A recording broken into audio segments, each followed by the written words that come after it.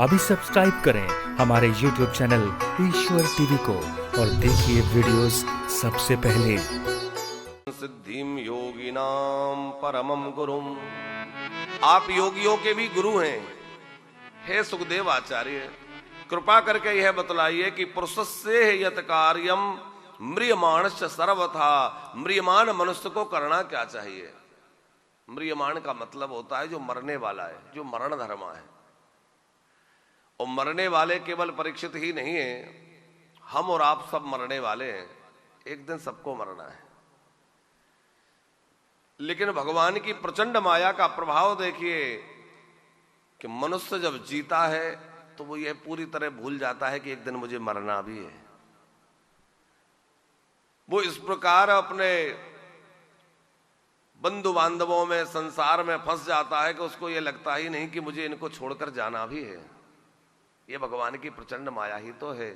कितनों को हम मरते देख रहे हैं, कितनों को हमने अपने हाथों अग्नि दी, कितनों को कंधा दिया। उसके बावजूद भी मनुष्य यह नहीं सोचता कि मुझे भी जाना है। मनुष्य जीता है तो ऐसे जीता है मानो मरेगा ही नहीं, और मरता है तो ऐसे मरता है मानो जिया ही नहीं। माने उसका कोई नाम नहीं लेता, यानी कि कोई ऐसा कर्म नहीं किया, ऐसा सत्कर्म नहीं किया, ऐसा परोपकार का कार्य नहीं किया जिससे कि उसका नाम स्थिर हो। मरते हैं तो ऐसे मरते मानो जिए ही नहीं। श्री सुखदेव जी राजा परीक्षित के प्रश्न से बड़े प्रसन्न हुए।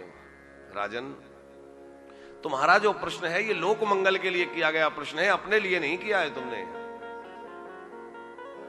यह बात श्री सुखदेव जी इसलिए कह रहे हैं कि परीक्षित के उद्धार में अब कोई संशय नहीं रहा है। शुक्ला जी, अभी हम लोग देवी भागवत की कथा इसके पहले सुन रहे थे, तो श्रीमद् देवी भागवत में वर्णन है जब गंगा जी भूतल पर आने के लिए भगवान ने आज्ञा दी तो गंगा जी ने कहा कि मेरा क्या प्रभाव रहेगा, मेरी पृथ्वी पर क्या महिमा रहेगी। तो स्वयं भगवान नारायण गंगा जी से कह रहे हैं कि गंगे गंगे तियो ब्रूयात योजनैहि शतैरपि।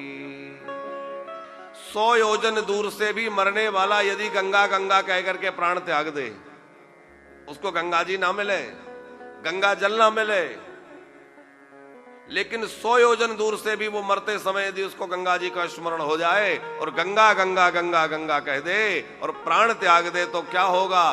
बोले विष्णु लोक फलप्रद, विष्णु लोक की प्राप्ति हो जाएगी। अब आप विचार कीजिए, परीक्षित कहां विराजमान है? गंगा जी के तट पर। उन अमृतोद्भवा भगवती भागीरथी गंगा की पावन धारा वहां बह रही है।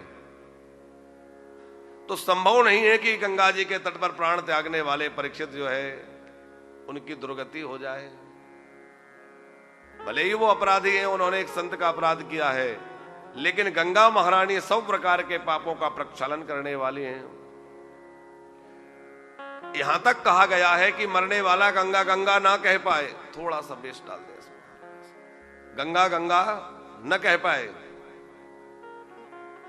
और मरने के बाद उसकी अस्थियों को ले जा करके और कोई गंगा जी में प्रवाहित कर दे, जैसा कि हमारे यहां प्रचलन रहता है। मरने के बाद उसकी अस्थियों को गंगा जल की प्राप्ति हो जाए तब भी वह मुक्त होकर के भगवत धाम चला जाता है। तो राजा परीक्षित वो तो गंगा जी के तट पर बैठे हैं, उनकी मुक्ति में कोई संशय नहीं है। और दूसरी बात, किसी व्यक्ति की मृत्यु हो गई और उसकी शव यात्रा निकाली जा रही है और उसकी यात्रा जा रही है, उस यात्रा पर किसी भगवत प्राप्त, किसी भगवत प्रेमी अच्छे संत की दृष्टि पड़ जाए तो संत की दृष्टि पड़ने मात्र से वह जीव यदि नरक भी जा रहा होगा तो नरकों से छूट करके और सीधा भगवत धाम चला जाएगा। यह संत दरस की महिमा है।